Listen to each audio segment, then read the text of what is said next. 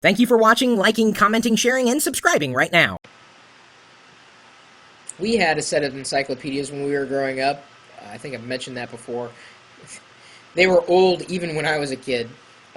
It wasn't that easy to find information. You had to do a lot of footwork and relied a lot on printed materials.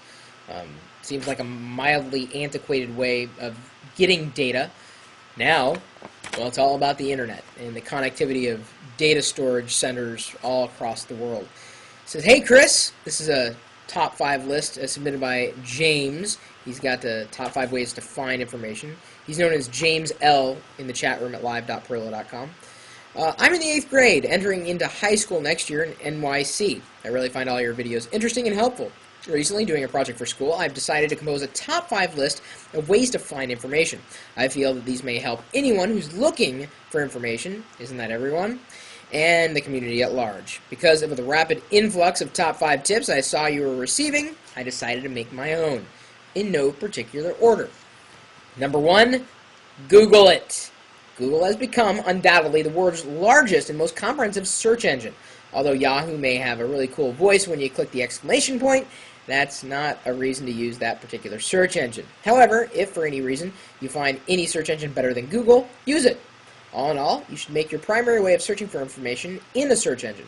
Also, you may wish to type in Pirillo, what you're searching for, to receive results about anything that I, Chris, may have blogged or done a video about. For example, typing in Pirillo garlic recipes will bring you the blog where Chris talked about all the things you can do with garlic in food. It's very true. In fact, some people will ask me, Chris, have you done any videos on the PS3? And I'll say, well, go to Google, type in Pirillo PS3. Google is your friend.com. And if that isn't registered yet, someone grab it for me and we'll make that our official Google search engine.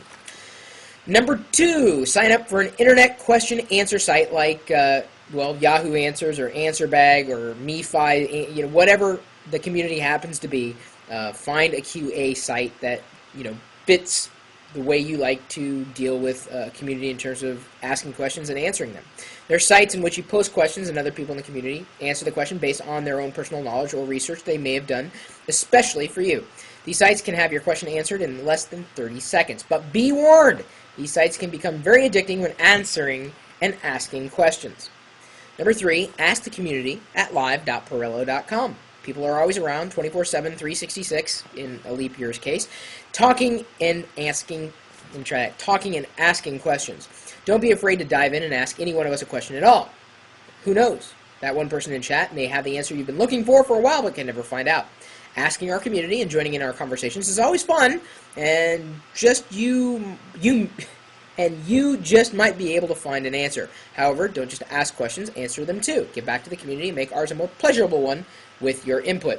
Now, I am going to refer back to point number 1 and just search for it first before you ask. And there are some questions that just have been searched for and you can't find the answer. And there are some questions that are just more general or more broad and you're looking for opinions, and those are less likely to be found in a search engine. Number 4, don't be afraid to use Wikipedia. Just because the community at large is able to edit all entries does not automatically make all the data inside it false articles. Across my researches, the research that he's done, I've never found one problem with the information available on Wikipedia, and neither have any of my teachers. If you're looking for quick information, go to Wikipedia and search for the topic. You'd be surprised by the amount of data that will be available to you, and most likely correct. You always want to fact check, though. Use your common sense in determining whether the information you find is correct or incorrect. For example, the violin is a stringed instrument with no strings. Would obviously be an incorrect statement. If you must, back up the data you find on Wikipedia with another source, and you must. Also, don't blame Wikipedia for all your woes. Any person can put up a website, and just because it's not Wikipedia doesn't make the information automatically correct.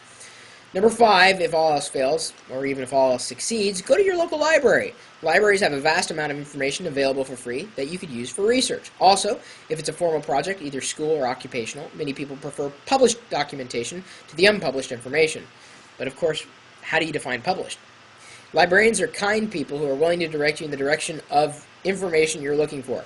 Theoretically, they are your human, alive version of Google. Books have been around for centuries, even before Johannes Gutenberg, and will never fail to be a good source of information. I think librarians are really information gatekeepers. Their profession has evolved now to not just, understanding, understanding the Dewey Decimal System, or having,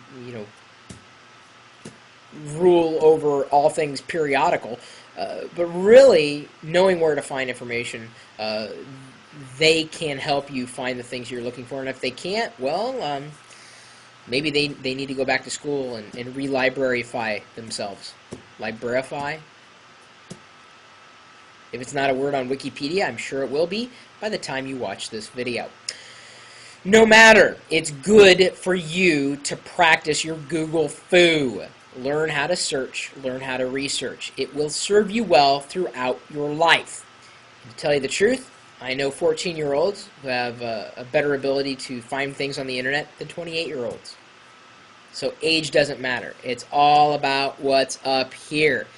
And trust me, if you're motivated, you'll find what it is you're looking for. If you're looking for a game tip, you're not going to stop until you find what it is you're looking for. So you're going to learn how to search before you know it. Just do it. Don't be lazy. Just do it. And there's going to come a point where you're going to have to ask someone else. Yeah, you can come to the community, but trust me, we'll know if the answer's on Google before you've even asked the question. I mean, there's that fine line that you walk. No matter, I think these are good general guidelines, James. Good ways to find information. Search is everything. If you master no other skill, knowing how to find information is the #1 skill. Knowing how to write is definitely in the top 5. And then, of course, knowing how to reason and do something with the information is probably also up there in the top 10. You wouldn't necessarily know that given the amount of wackos that you find on the internet.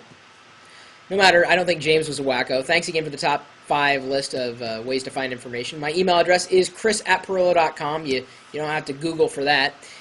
Feel free to email me if you've got any other information, research, whatever tips that you might have. Maybe tips for dealing with a librarian. And I don't think all librarians are kind. I remember I had a mean librarian in one of the local libraries. He was mean. He didn't like his job. I think he was allergic to books, but I'm not quite sure. I can't back that up. I don't have the research to back that up. No matter, you are welcome to stop by the chat room as suggested by James. We are open all the time, and we're typically talking tech. There are times that we're going to say, hey, you need to go to Google for this, and there are going to be times when we're just going to give you the answer outright, especially if it's based on an opinion. Don't ask me what I like more than something else, because I'll ask you to type in what is better in the chat room, and it will respond, as Mbonzo just did, and Wicket, when the bot, or Pixie, when the bot is up, will respond with, Chris doesn't care what you use, it's up to you. There really is no better. It really isn't. I mean, it's all up to you, man. So you never know what's going to be happening when we're streaming this live video out, because right now, yes, this is live. Absolutely. The chat room, the video, the audio, everything's live, happening all the time. And right now, we're waiting for you to stop by. live.pirillo.com. We'll see you later.